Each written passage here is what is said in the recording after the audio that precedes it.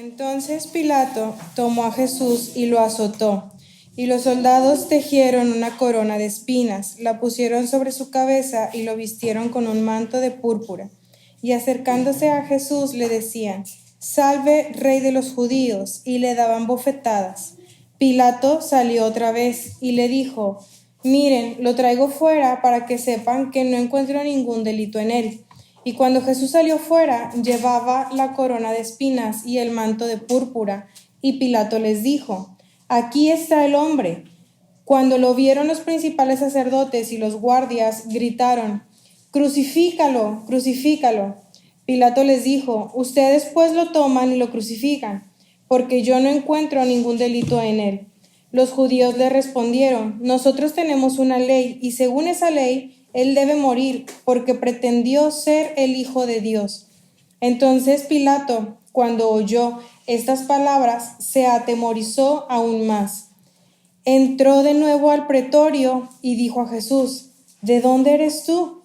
Pero Jesús no le dio respuesta. Pilato entonces le dijo: «¿A mí no me hablas? ¿No sabes que tengo autoridad para soltarte y que tengo autoridad para crucificarte?». Jesús respondió: «Ninguna autoridad tendrías sobre mí si no te hubiera dado de arriba. Por eso el que me entregó a ti tiene mayor pecado». Como resultado de esto, Pilato procuraba soltar a Jesús, pero los judíos gritaron: «Si suelta a este, usted no es amigo de César. Todo el que se hace rey se opone a César».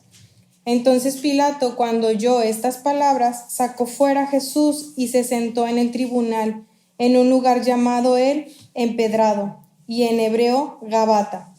Y era el día de la preparación para la Pascua. Eran como las 6 de la mañana. Y Pilato dijo a los judíos: «Aquí está su rey. Fuera, fuera, crucifícalo». Gritaron ellos: «¿He de crucificar a su rey?», les dijo Pilato. Los principales sacerdotes respondieron: «No tenemos más rey que César». Así que entonces Pilato lo entregó a ellos para que fuera crucificado. Tomaron pues a Jesús, y él salió cargando su cruz al sitio llamado el lugar de la calavera, que en hebreo se dice Gólgota, donde lo crucificaron, y con él a otros dos, uno a cada lado, y Jesús en medio. Pilato también escribió un letrero y lo puso sobre su cruz, y estaba escrito: «Jesús el Nazareno, el Rey de los judíos». Entonces muchos judíos leyeron esta inscripción, porque el lugar donde Jesús fue crucificado quedaba cerca de la ciudad y estaba escrita en hebreo, en latín y en griego. Por eso los principales sacerdotes de los judíos decían a Pilato: «No escribas el Rey de los judíos», sino que él dijo: «Yo soy el Rey de los judíos». Pilato respondió: «Lo que he escrito, he escrito». Entonces los soldados, cuando crucificaron a Jesús, tomaron sus vestidos e hicieron 4 partes, una parte para cada soldado, y tomaron también la túnica, y la túnica era sin costura, tejida en una sola pieza. Por tanto, se dijeron unos a otros: «No la rompamos, sino echemos suerte sobre ella para ver de quién será», para que se cumpliera la escritura: «Repartieron entre sí mis vestidos, y sobre mi ropa echaron suertes». Por eso los soldados hicieron esto. Y junto a la cruz de Jesús estaba su madre, y la hermana de su madre, María, la mujer de Cleofas, y María Magdalena. Y cuando Jesús vio a su madre y al discípulo a quien él amaba, que estaba allí cerca, dijo a su madre: «Mujer, ahí está tu hijo». Después dijo al discípulo: «Ahí está tu madre». Y desde aquella hora el discípulo la recibió en su propia casa. Después de esto, sabiendo Jesús que todo ya se había consumado para que se cumpliera la escritura, dijo: «Tengo sed». Había allí una vasija llena de vinagre. Colocaron, pues, una esponja empapada del vinagre en una rama de hisopo y se la acercaron a la boca. Entonces Jesús, cuando hubo tomado el vinagre, dijo: «Consumado es».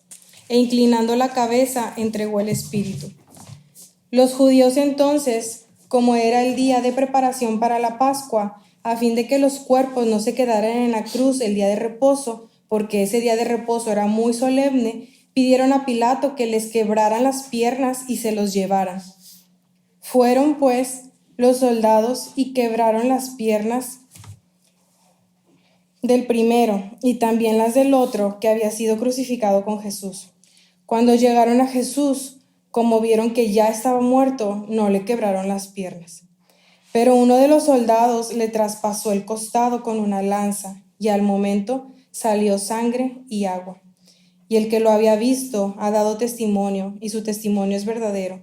Y él sabe que dice la verdad, para que ustedes también crean. Porque esto sucedió para que se cumpliera la escritura, no será quebrado hueso suyo. Y también otra escritura dice, mirarán a aquel que traspasaron. Amén. Muchas gracias. ¿Se me acompañan a orar?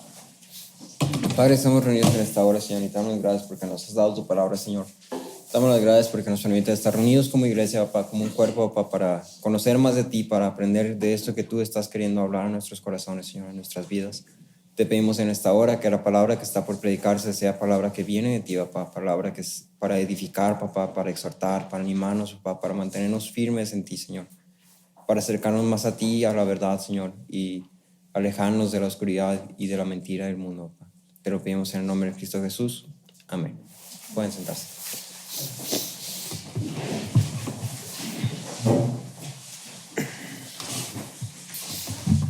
Muy bien.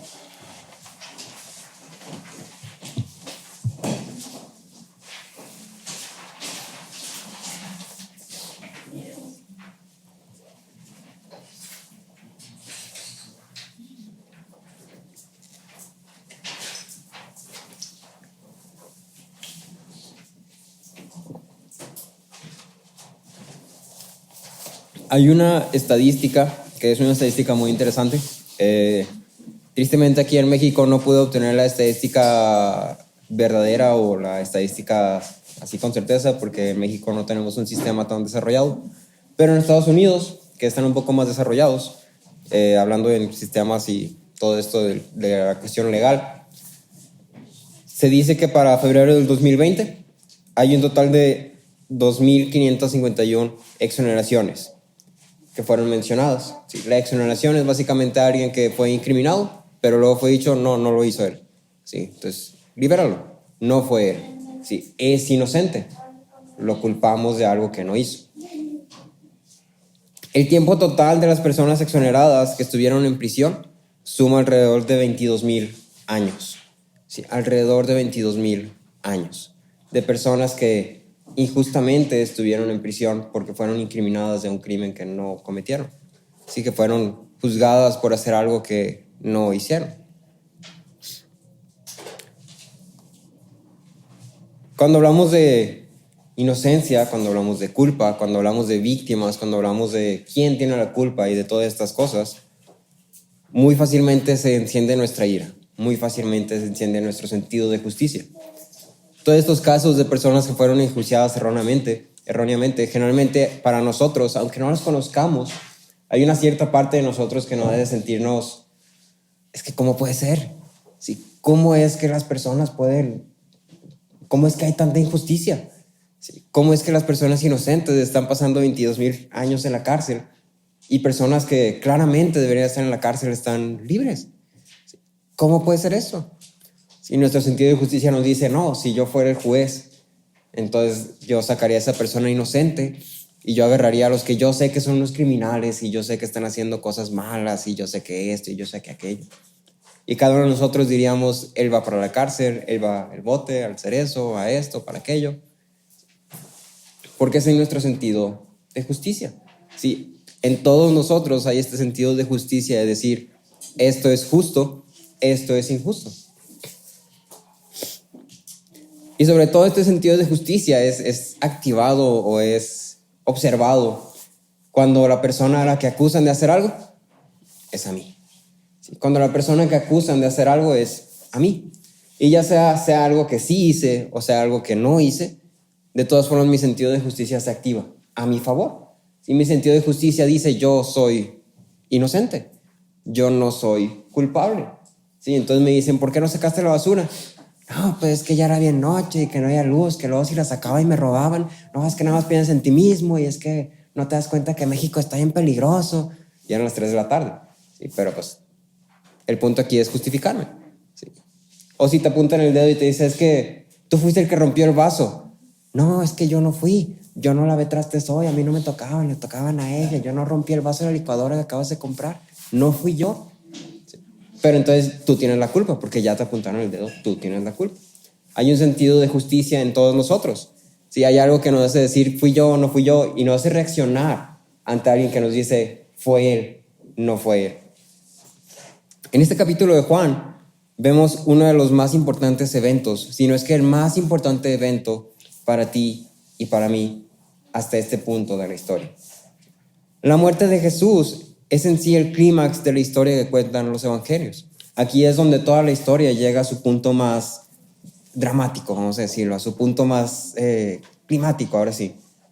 La muerte de Jesús es como la culminación de todo lo que se ha estado viendo y todas estas sombras que hemos estado viendo a lo largo de Juan, todos estos indicios de la hora se acerca, la hora ha llegado. Un poco más me verán y luego ya no me verán. ¿Sí? Estoy con ustedes por un poco más de tiempo nada más. ¿Sí? ¿A dónde vas, maestro? ¿A dónde vas? ¿Sí? Y Jesús está hablando de su muerte y tú y yo sabemos que Jesús está hablando de su muerte. ¿Sí? Sabemos esto. Y ahora llegamos, ahora sí, a la hora. Llegamos a la muerte de Jesús. Pero este no es meramente, por opinión popular, un punto climático. No es un clímax porque todos los que estaban escribiendo sobre la historia de Jesús dijeron, y vamos a hacer este como el punto más importante de su vida. Sí, vamos a hacer este, sino que es el punto más importante porque hay algo muy importante en esta acción. En este evento hay algo muy importante para ti y para mí. La muerte de Cristo es la razón por la cual todos nosotros tenemos un medio de salvación. Juan ha apuntado constantemente a la muerte de Cristo porque la muerte de Cristo es la razón por la cual tú y yo y muchos otros más tienen un medio para salvación. Por esto es que la muerte de Cristo es un evento tan importante. Por esto es que este capítulo 19 de Juan, este capítulo climático de la historia de Jesús, es importante para ti y para mí. Todos nosotros en algún punto hemos escuchado esta expresión de decir, Cristo murió por ti. Algunas palabras más, palabras menos, pero hemos escuchado esta frase, ¿no? Esta idea, Cristo murió por ti. O incluso nosotros mismos la hemos dicho, Cristo murió por ti. Si estamos hablando con alguien y estamos queriendo presentar el evangelio y decimos estas palabras, Cristo murió por ti. Pero ¿qué significa que Cristo haya muerto por ti? ¿Qué significa que Cristo haya dado su vida por ti? ¿Sí? ¿Cuántas veces te has parado a pensar en estas palabras y a pensar en el por qué? ¿Por qué murió Jesús? Porque sabemos el para qué, pero ¿por qué murió Jesús? ¿Cuáles fueron las circunstancias que lo llevaron a su muerte? ¿Merecía morir Jesús? Y estas son preguntas que vale la pena pensar. Cristo murió por una razón y simplemente decir, Cristo murió por ti, sin conocer el valor de esas palabras, es decir una historia incompleta, es decir una verdad incompleta, es decir palabras sin valor. ¿Sí? Si yo voy y te digo feliz cumpleaños todos los días, no tiene valor. En cambio, si yo voy y te digo feliz cumpleaños en el día de tu cumpleaños, hay un valor diferente, porque lo entiendes, porque hay una intención, porque hay algo claro que estás queriendo expresar. ¿Sí?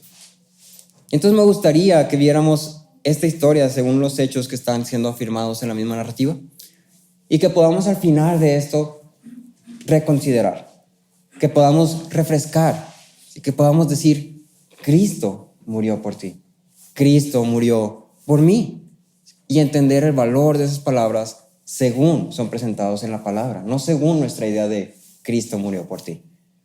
Porque muy fácilmente cualquier hombre puede morir por mí. Muy fácilmente cualquiera de nosotros puede decir, no, yo te voy a dar mi corazón para que vivas porque necesitas un corazón. Sí, no, sácamelo y yo quiero que tú vivas. Y morir por ti. Sí. O sí, sácame los 15 litros de sangre y dónaselos todos. Y morir por ti. Pero no es lo mismo. No es lo mismo. Me gustaría entonces destacar ciertas cosas y vamos a hablar nada más de dos personajes. Vamos a hablar de Jesús y vamos a hablar del mundo. Vamos a ver ciertas características, ciertas acciones, ciertas cualidades que cada una de estas partes, de estos bandos, por así llamarlos, desarrollan esta narrativa. Y lo primero que cabe destacar de esta narrativa es una cualidad del mismo Jesús. Recordemos que esta narrativa está contando la historia de un juicio en contra de Jesús. A lo largo de este juicio, los judíos, especialmente los altos mandos de los judíos, los conocidos como el Sanedrín, están siendo los antagonistas, están siendo la oposición hacia Jesús, están queriendo culpar a Jesús, están queriendo deshacerse de Jesús. Y han actuado de una forma un tanto torcida, solamente con la intención, con la finalidad, con el objetivo de que este hombre anarquista, este hombre que está interrumpiendo la paz, este hombre que está moviendo el tapete por ahí nada más por estar predicando y diciendo que es el Hijo de Dios, que este hombre sea lidiado con. No lo queremos aquí. Me está causando problemas. No lo queremos aquí. Y bajo este contexto de antagonismo, de oposición, podemos ver nuestro primer punto. Y este es el hecho de que Jesús era un hombre completamente inocente. Jesús era un hombre completamente inocente. Quiero aclarar que estoy diciendo era, porque estoy hablando en el sentido pasado de esta historia, en esta narrativa. Jesús era completamente inocente. Hoy en día Jesús sigue siendo un hombre completamente inocente, pero habla en pasado porque es una historia que está en pasado. En todos los sentidos de la palabra inocente, Jesús era un hombre completamente inocente. No había culpa alguna en este hombre. Tú y yo muy fácilmente podemos tener ciertas cositas que nos hacen no inocentes. ¿Sí? Tú y yo fácilmente podemos recordar algunas ocasiones donde hemos hecho algo que simplemente nos hacen no inocentes. ¿Sí? En cualquier circunstancia, en cualquier situación, incluso cuando no es tu culpa, si te acusan de decir algo, generalmente podemos decir, no soy inocente porque reaccioné mal. No soy inocente porque cuando me acusaron, respondí mal. Y eso ya inmediatamente me hace no inocente. En cambio, vemos a Jesús y vemos que en toda su vida, en toda su historia, en todo el Evangelio de Juan y los otros evangelios, no hay culpa alguna en Jesús. Jesús era un hombre completamente inocente. Nunca hizo nada que pudiera ser reprochable. En el aspecto legal, sus acciones eran completamente legales, eran completamente irreprochables. No cometió ningún crimen, no cometió nada por lo que pudiera ser juzgado, y mucho menos cometió alguna acción por la cual pudiera ser juzgado con muerte en la cruz. Jesús sabía que era inocente, Jesús mismo sabía que él era inocente. Por esta razón vemos en el versículo 9, cuando Pilato le dice, a mí no me respondes. Jesús no responde, no contesta. No contesta porque Jesús no tiene nada que contestar. Sí, y a lo largo de todo este evento, a lo largo de toda esta interrogación, de todo este juicio, Jesús en ningún momento contesta. Sí, Jesús en ningún momento se defiende porque no tiene nada de qué defenderse. Sí, no tiene nada de qué defenderse, no tiene que presentar defensa de nada. Él es un hombre inocente. ¿Sí? Y un hombre inocente no tiene que argumentar su inocencia. ¿Sí? Pilato sabía que Jesús era inocente. Y esto lo hemos visto desde Juan 18, pero lo podemos ver aquí también en el versículo 4. La intención de Pilato nunca fue crucificar a Jesús. La intención de Pilato en ningún momento era tomar la vida de este hombre. La intención de Pilato ni siquiera era como tal dar un juicio en contra de este hombre. Todo lo que Pilato quería era mantener el status quo, era mantener el orden, mantener la paz, era mantener todas las cosas bien para que nadie fuera con él y le dijera hiciste mal, ¿sí? Para no ser enemigo del César. Pilato todo lo que quería era satisfacer las demandas de los judíos para que los judíos no hicieran un borlote, ¿sí? Y entonces viene el niño y te dice dulces, dulces, dulces, ¿sí? Y pues obviamente no le vas a dar dulces, dulces, dulces, pero le dices, mira, primero tienes que comerte tu plato y luego ya te doy un chocolate. Y ya el niño está satisfecho, ¿no? Bueno, pues come y luego ya un chocolate. Pilato era algo así. Él quería satisfacer las demandas de los judíos. Pero los judíos básicamente no estaban satisfechos con nada, excepto con la muerte de este hombre, un hombre inocente. Y entonces sobre esta parte de Pilato específicamente me gustaría hacer mención de algo, de unas cuantas cosas, ¿no? Lo primero es que no sé si te das cuenta que el capítulo comienza diciendo que Pilato envió a azotar a Jesús. Y parece ser como una incongruencia en la historia, ¿no? Porque fue azotado y luego fue llamado inocente y luego otra vez fue enviado a la cruz. Y aquí la respuesta está en que básicamente la idea de Pilato era castigar a Jesús, aunque fuera inocente, con el propósito de que los judíos pudieran apaciguarse, con el propósito de que los altos mandos de los judíos dijeran, bueno, ya lo castigaron, ya aprendió su lección, ya ahí queda, sí, todo bien, tablas. Y entonces aquí vemos algo interesante. En la cultura romana habían 3 tipos de azotes, ¿sí? 3 tipos de castigos de azotes. El primero era un azote que era un azote considerado ligero, de grado 1, ¿no? Y era básicamente como si llevaran a la persona que hizo mal y la azotaban con látigos, pero la azotaban ligeramente, ¿sí? Era simplemente un pequeño castigo, por así llamarlo, ¿sí? Era un castigo cruel, era un castigo doloroso, pero un pequeño castigo.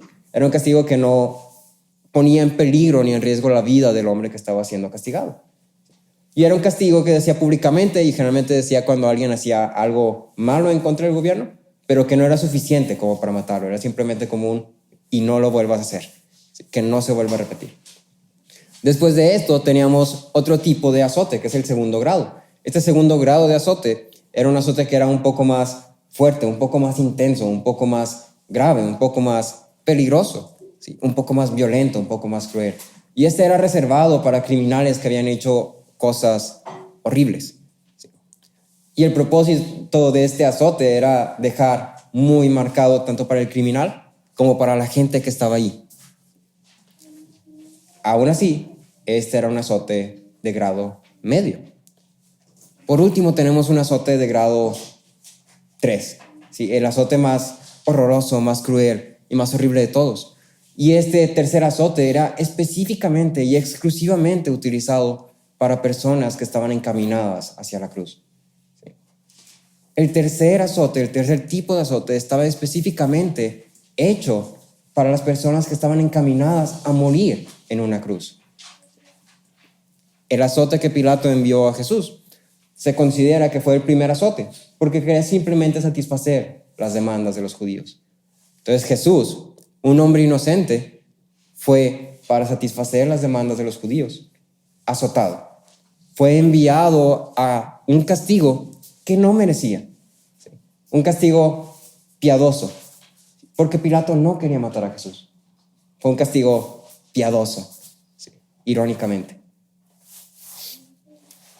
Pilato intenta lavarse las manos, ¿sí? Entonces azota a Jesús y dice, miren, este es el rey de los judíos. Ahí está este hombre que yo no le encuentro culpa.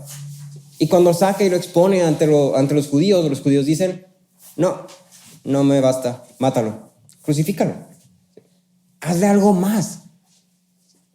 Pilato intenta lavarse las manos, porque él sabe que es inocente.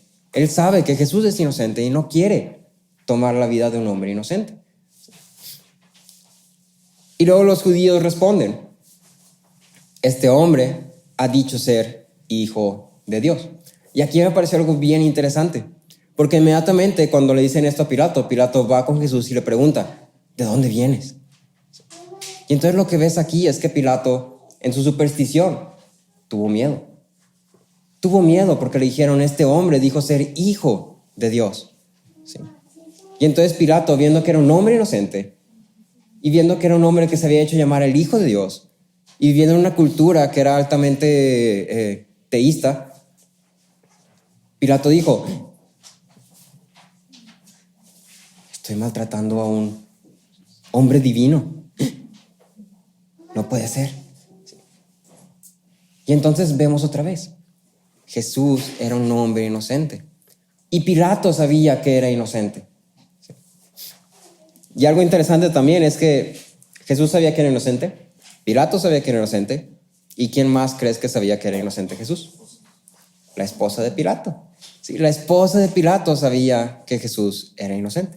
En Mateo 27:19 vemos que dice, y estando Pilato sentado en el tribunal, su mujer le mandó aviso diciendo, no tengas nada que ver con ese justo, porque hoy he sufrido muchos ensueños por causa de él. ¿Sí? El punto aquí es que las personas que veían a Jesús sabían que Jesús era inocente. El Sanedrín, los judíos, sabían que Jesús era inocente. ¿Sí? Pero simplemente demandaban la muerte de este hombre para su propia conveniencia. En 1 de Pedro 2:22 leemos que dice: el cual no cometió pecado, ni engaño alguno se halló en su boca. La Biblia misma testifica que Jesús era un hombre inocente. ¿Sí? En todos los sentidos, Jesús era inocente. El mundo mismo atestiguaba que Jesús era un hombre inocente. No había culpa en él, y a pesar de esto, el mundo eligió primero a Barrabás, un hombre que claramente era culpable, antes que a Jesús. El hecho de que Jesús fuera inocente implica que Jesús no merecía morir. Jesús no merecía muerte. En Romanos 5:12 vemos que Pablo explica que la muerte entra por causa del pecado. ¿Sí? Y el pecado entró por causa del pecado de Adán. ¿Sí? Adán pecó y ahora todos nosotros hemos pecado. Y ahora como Adán pecó y todos nosotros hemos pecado, todos nosotros merecemos muerte. Pero Jesús no es igual. Jesús nunca pecó. Jesús no merece muerte. Jesús no estaba, en la forma humana de decirlo, Jesús no estaba destinado a morir. ¿Sí? Jesús no merecía morir porque nunca pecó. Pero a pesar de esto, el mundo envió a Jesús a su muerte.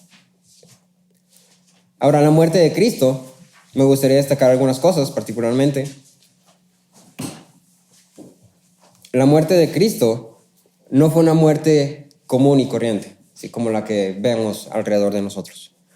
La muerte de Cristo fue una muerte, primero que nada, física y real. Fue una muerte física y real. Cristo se hizo hombre. El Hijo de Dios, el Verbo, el unigénito del Padre, se hizo hombre. Sí, en su cuerpo de carne, en su cuerpo que tenía tacto, que sentía, que podía ver, que podía oler, que podía saborear las cosas, que podía sentir calor y frío. En ese cuerpo, Cristo murió.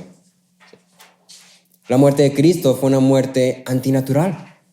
Fue antinatural porque Cristo no merecía morir. Fue antinatural porque Él nunca pecó como para merecer muerte. Fue una muerte violenta. Fue una muerte cruel a manos de hombres violentos. No murió por vejez ni por enfermedad. Murió a manos de hombres violentos que se gloriaban de su crueldad. Y fue una muerte vergonzosa. La cruz era reservada solamente para los peores criminales. Era para que todo el mundo viera lo que estos criminales habían hecho y el castigo que estos criminales estaban padeciendo. La cruz era reservada para lo peor del mundo, lo más bajo que la basura, para los bárbaros, los esclavos, los más viles de todos los hombres. Y ahí fue donde un hombre inocente fue asesinado por el mundo. Y esto es algo importante para nosotros. No es un detalle más, no es un dato curioso. Es algo esencial el hecho de que Jesús murió siendo un hombre completamente inocente. Si tú y yo muriéramos mañana, si tú y yo, aún teniendo una vida buena, muriéramos mañana, no habría ninguna forma de argumentar en contra de ello. Porque tú y yo merecemos muerte. Porque tú y yo hemos pecado. Y el hecho de que hemos pecado nos hace inmediatamente merecer muerte. Aún viviendo vidas buenas, vamos a morir porque hemos pecado, porque hay pecado en nosotros. La Biblia dice, por cuanto todos pecaron, todos pecaron. Los hombres mueren porque han pecado. Los hombres pecan porque son pecadores. Todos los hombres que han existido han merecido muerte porque todos los hombres que han existido han pecado. Todos excepto uno. Sí. El hombre que no merecía muerte murió. Del otro lado de la narrativa tenemos a quienes apuntan el dedo. Tenemos a los que dicen fue él, fue él, fue él. Sí. Jesús murió siendo inocente porque el mundo lo condenó como si fuese culpable. como si mereciera morir. A lo largo de esta narrativa, vemos que el mundo no busca dar explicaciones, no busca dar argumentos verdaderos, no busca ningún juicio objetivo, simplemente busca la muerte de este hombre. ¿Por qué? Porque ninguno de los hombres que estaban ahí pudo ser para levantar la mano y decir, ¿sabes qué? Se me hace que a lo mejor pienso, opino, que tal vez no hizo nada, que tal vez no merece morir, que tal vez nosotros estamos queriendo incriminarlo, que tal vez es inocente. ¿Por qué todos los hombres de repente dijeron, como mágicamente y misteriosamente, no, ¿sabes qué? ¿Todos de acuerdo? Sí, todos de acuerdo. Muy bien. Culpable. Eres. Sí. Pilato, quien tenía autoridad para dar el veredicto de este juicio, repetidas veces intentó liberar a Jesús.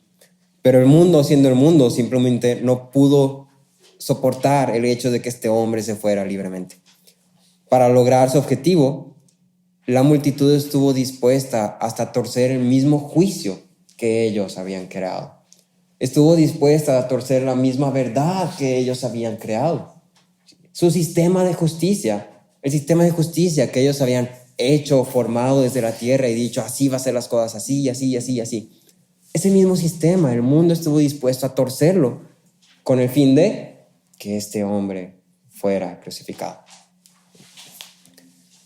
Cuando les fue presentado el veredicto de Pilato, cuando Pilato dijo, miren, este hombre, no encuentro culpa en él, ya lo latigué, ya déjenlo así. ¿Sí? El mundo dice, no, crucifícalo. ¿Sí? Y en esta reacción del mundo, quiero que observemos dos cosas. Que estas dos cosas son ideas que en Juan han sido muy explícitas, muy enfáticas y muy importantes. Lo primero que podemos ver es que el mundo odia a la luz. El mundo odia a la luz. Desde el inicio del Evangelio de Juan podemos ver que esto es algo que no es inusual. ¿Sí? El mundo rechazó a Jesús porque por su vida, por su predicación, por su inocencia, Jesús evidenciaba la maldad del mundo. El mero hecho de que Jesús estuviera ahí en medio de ellos evidenciaba la maldad del mundo. En Juan 3:20 leemos que dice, todo el que hace lo malo odia la luz y no viene a la luz para que sus acciones no sean expuestas. Jesús estando ahí, la luz estando en medio de las tinieblas, iluminaba las acciones malas de estos hombres. Y el mundo no quiere que sus acciones sean expuestas. Y entonces, ¿qué hace? En vez de corregir sus acciones, en vez de ir a la luz, en vez de decir estoy mal, lo más fácil, lo más conveniente, lo más rápido, apaga la luz. Apágala y que nadie vea. Apágala y hacemos como que nunca pasó. Apágala y cada quien sigue en lo suyo, ¿sí? Sin saber lo de los otros. Existe un dicho que dice, la ignorancia es una bendición. ¿Sí? Y básicamente te explica que a veces, en ciertas cosas, es mejor simplemente no saber. ¿Sí? A veces es mejor no saber, es mejor estar en ignorancia de las cosas. ¿Sí?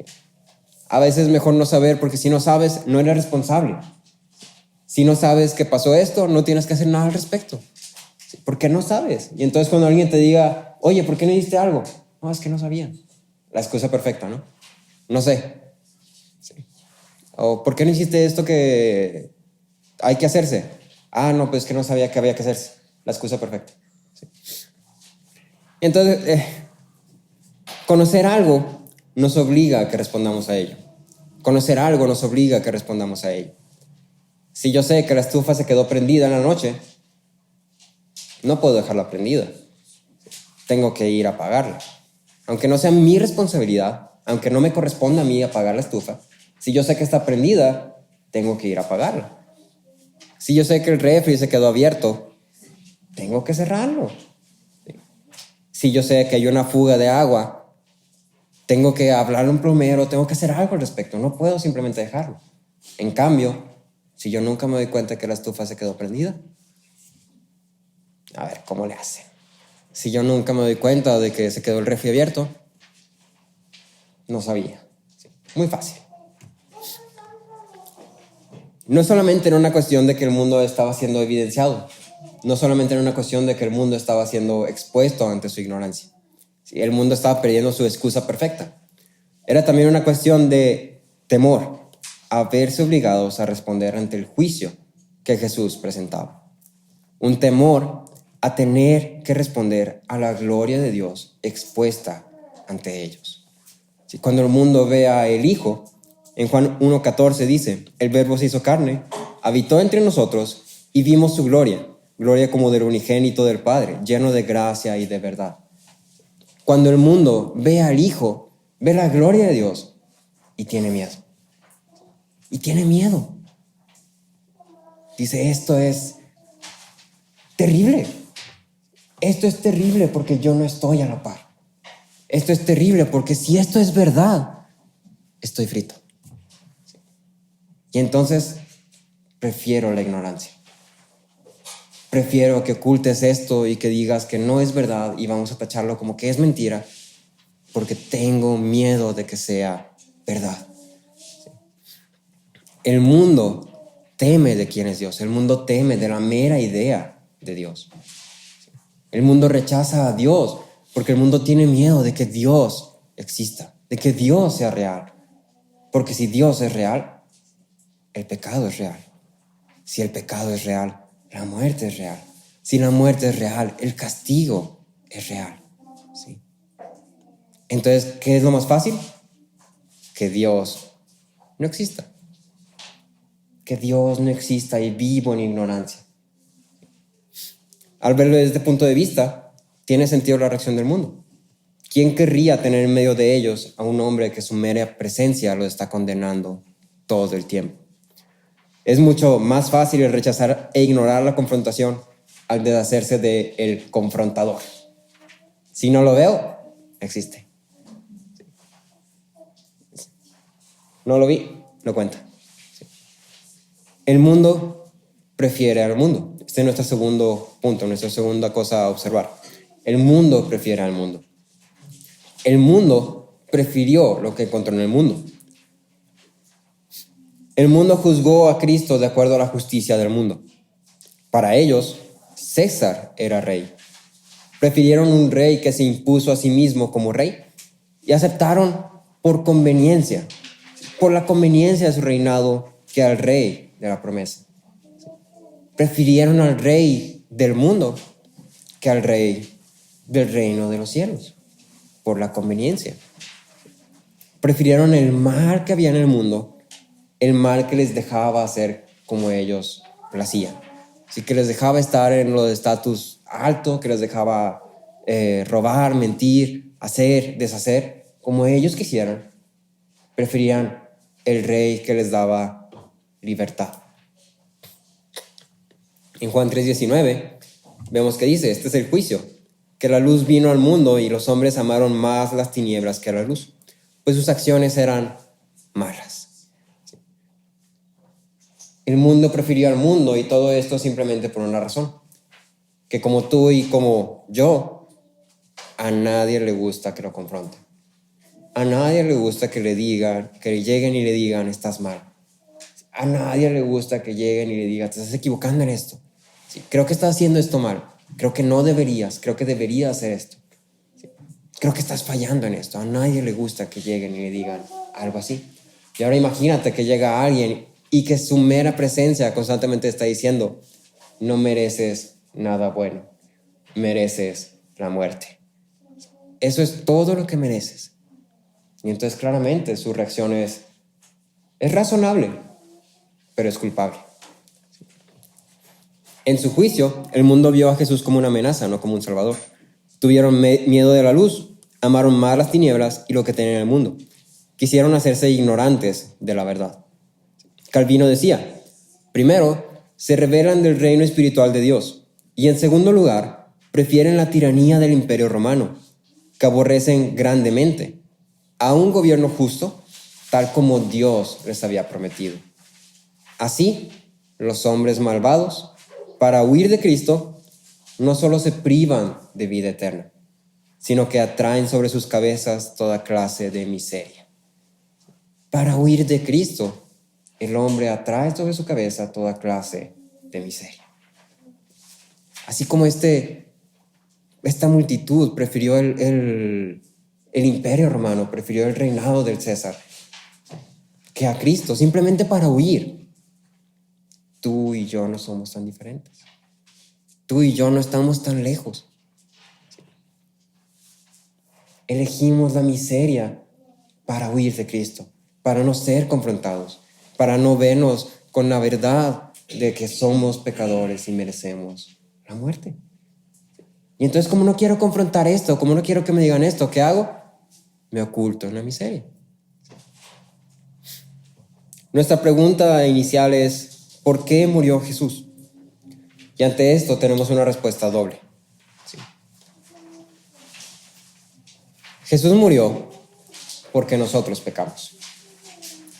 Jesús murió, en cierta forma, por nuestra culpa.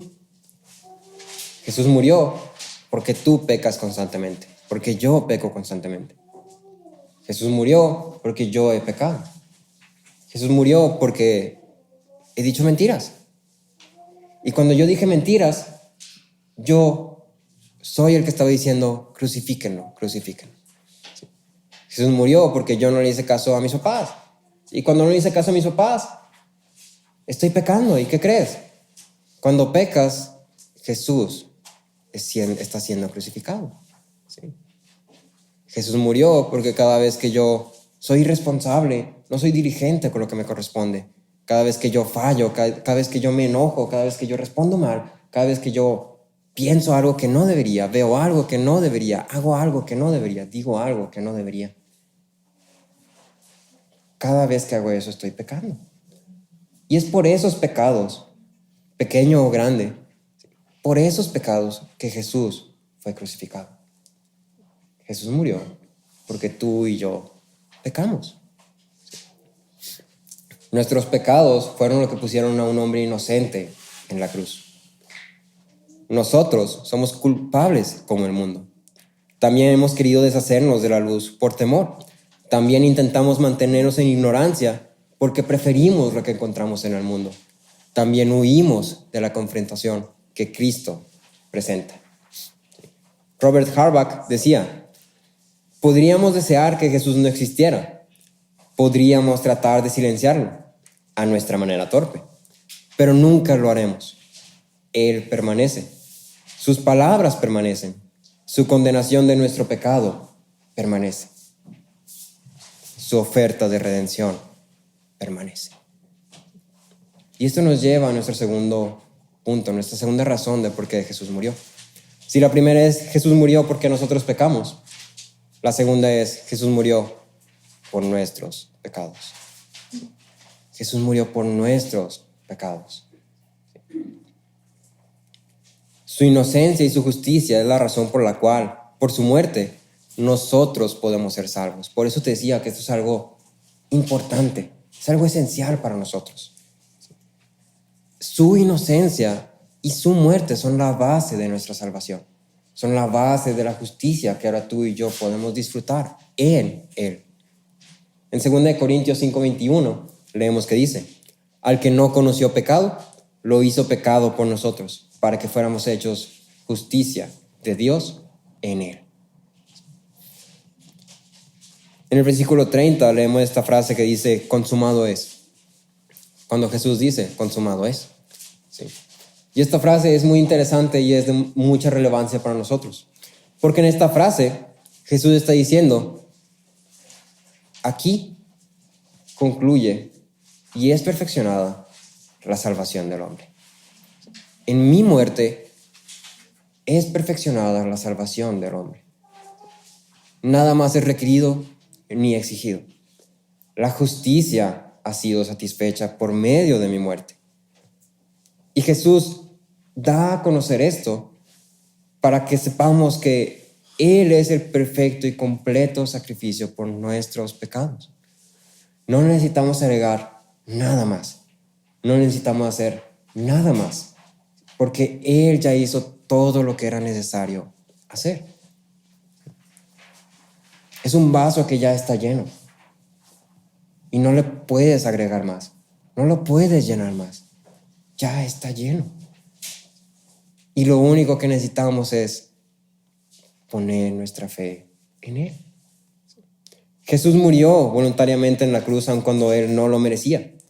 Y esto lo hizo por cada uno de los que han de creer en Él. Su muerte fue una muerte injusta y voluntaria para alcanzar la salvación de todos los suyos, pagando por los pecados de todos los suyos. Jesús murió a pesar de nuestro pecado, por amor a nosotros. Y concluyo con esto. Jesús no murió por los inocentes.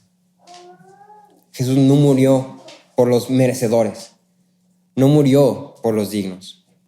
Jesús murió por los pecadores, por los culpables, por los que merecen muerte. ¿Sí? Tú y yo somos estos tres. Jesús murió sabiendo lo que cada uno de nosotros somos. Murió conociendo lo más oscuro de nuestros corazones, conociendo nuestras faltas, nuestros errores, nuestra vergüenza. Jesús murió voluntariamente, por amor, por personas así. Jesús no te está pidiendo perfección, porque Él sabe que eso no puedes alcanzar. Él la alcanzó por ti. Él la alcanzó para ti. Y lo único que te pide es, cree en mí. Cree en lo que yo he hecho. Cree en mis palabras. Eso es lo único que te pide. Oramos.